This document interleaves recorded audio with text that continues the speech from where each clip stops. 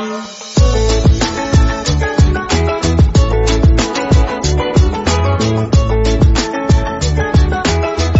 The lord.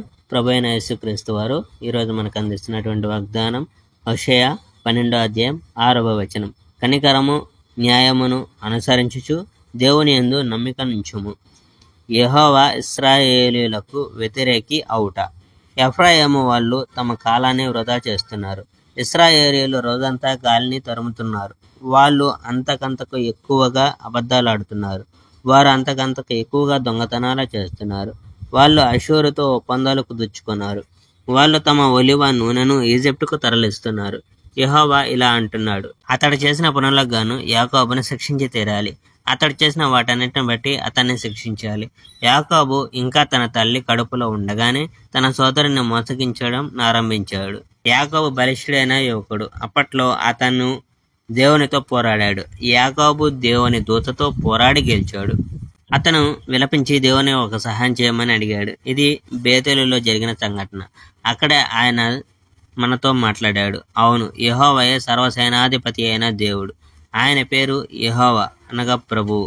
అందుకని మీరు మీ దేవుని యొద్దకు తిరిగి రండి. ఆయనకు విధేయులుగా ఉండండి. దయగల వారిగా నీతిమంతులుగా ఉండండి. సదా మీ దేవుని నమ్మండి. యాకోబు ఒక వ్యాపారస్తుడు. అతను తన మిత్రుడిని కూడా మోసగిస్తాడు. అతని తక్కెడలు కూడా సరైనవి కావు. ఎఫ్రాయిము ఇలా అనుకున్నాడు, నేను ఐశ్వర్యవంతుని, నాకు ధనరాజులు దొరికాయి, నా నేరాల సంగతి ఎవడో తెలుసుకోలేడు. మీరు ఈజిప్ట్ దేశంలో ఉన్న నాటి నుండి యెహోవానైనా నేనే మీకు దేవుణ్ణి. గుడార సమావేశ కాలంలో మాదిరిగా నేను మిమ్మల్ని గుడారాల్లో నివసింపజేస్తాను. నేను ప్రవక్తలతో మాట్లాడాను. నేను వాళ్ళకి అనేక దర్శనాలు ఇచ్చాను. నేను పద్ధతులను సూచించాను. కానీ గిల్లాదు ప్రజలు పాపులు. అక్కడ అనేక క్షుద్ర దేవత విగ్రహాలు ఉన్నాయి. అక్కడ ప్రజలు గిల్గాల వద్ద ఎడ్లను బలులుగా ఇస్తారు.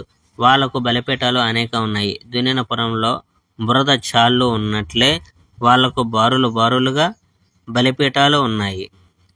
యాకోబు ఆరాము దేశంలోకి పారిపోయాడు. అక్కడ ఇశ్రాయేలు ఒక భార్య కోసం శ్రమ చేశాడు.